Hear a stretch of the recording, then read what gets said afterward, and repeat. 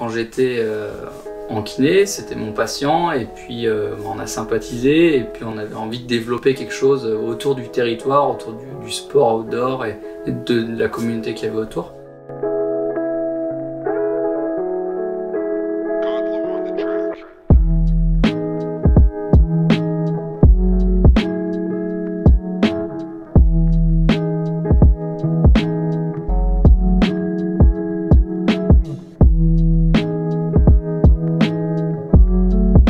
Je suis Bart Reynaud, membre de l'association ForTrail, surtout sur les projets de Thibaut, et responsable logistique du projet TryNC. Je suis Thibaut Barognan, je fais partie de la Team Salomon depuis 11 ans. Le corps de mon métier, c'est quand même faire des compétitions toute l'année, et puis en dehors de ça, j'ai des projets off, comme le projet TryNC de décembre 2021.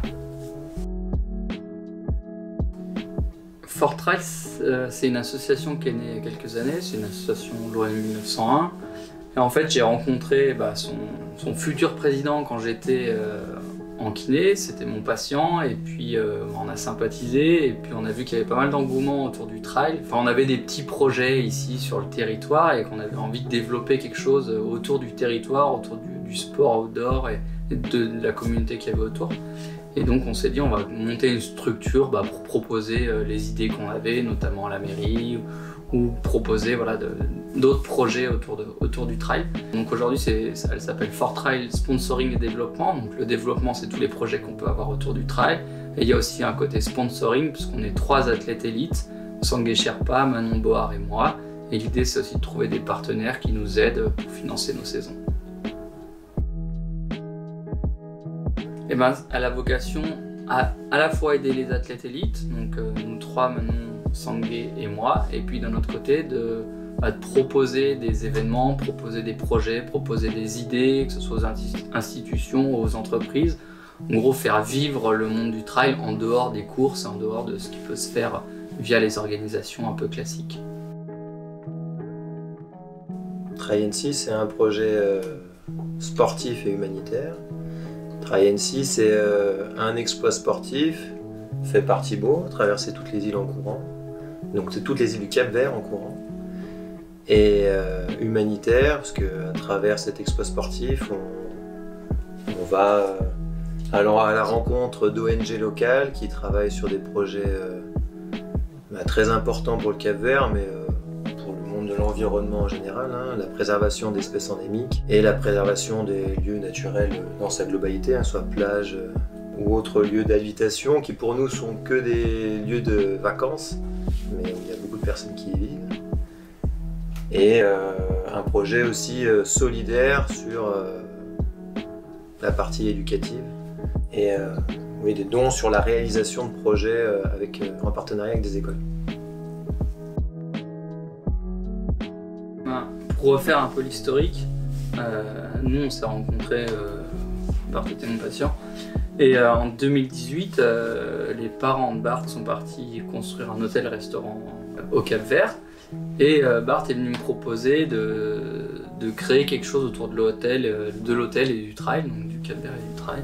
En 2018, on a fait un premier voyage là-bas, et en 2019, on y est retourné pour créer notre premier séjour trail autour de l'hôtel.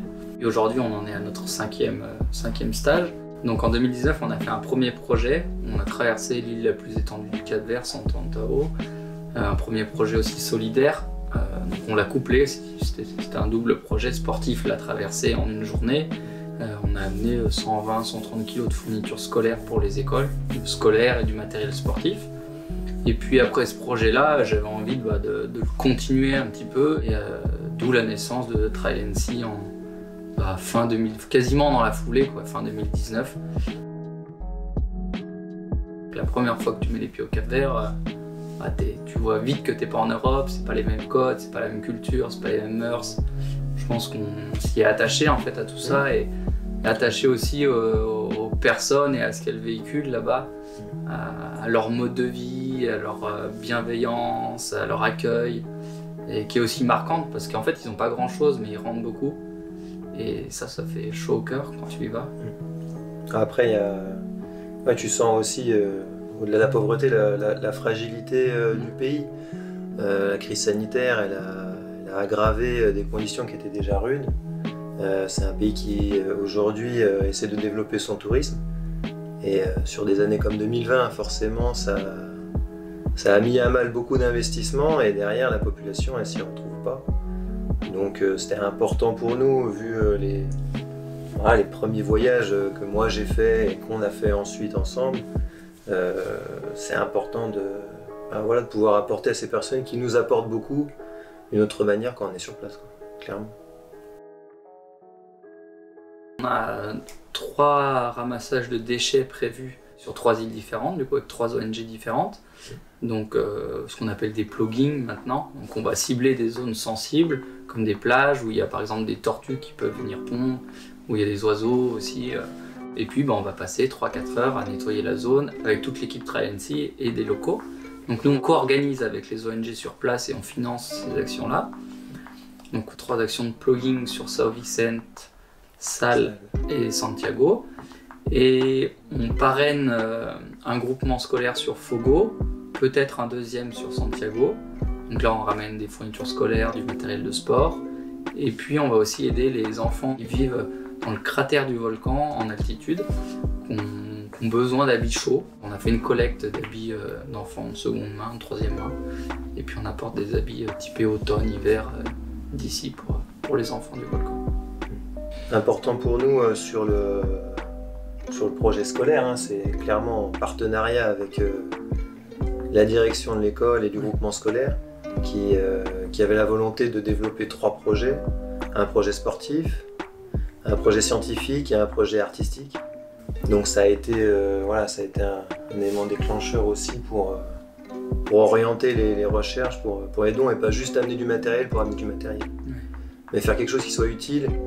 On pense toujours qu'en arrivant et en donnant quelque chose, la personne en face est contente, mais si elle n'a pas un projet en face, c'est comme partout, ça c'est pas vraiment utile.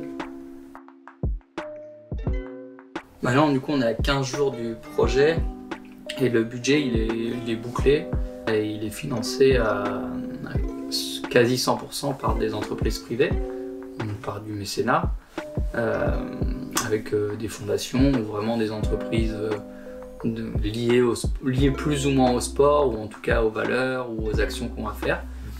Et puis après on a tout un côté logistique aussi sur place, donc avec les ONG qui nous aident du coup sur place pour organiser les actions.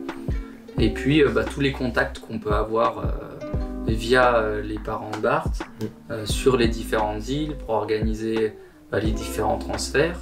Et on a aussi une cagnotte Ulule pour faire participer la communauté qui nous suit. Les gens qui ont envie de donner et d'avoir une contrepartie, de s'intégrer un peu au projet. Là pour 2022, j'ai pas de projet très précis, j'ai des idées de choses à faire en France sur d'autres thèmes, d'autres idées. Pour l'instant on est focus sur celui-là, mais il y aura forcément de nouveaux projets.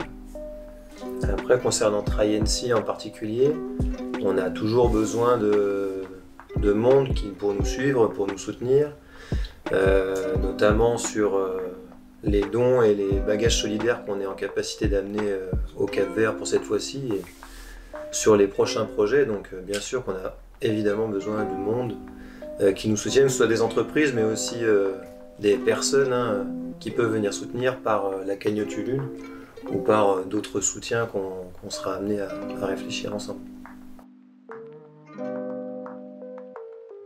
Alors, cap ou pas cap ? Allez, cap.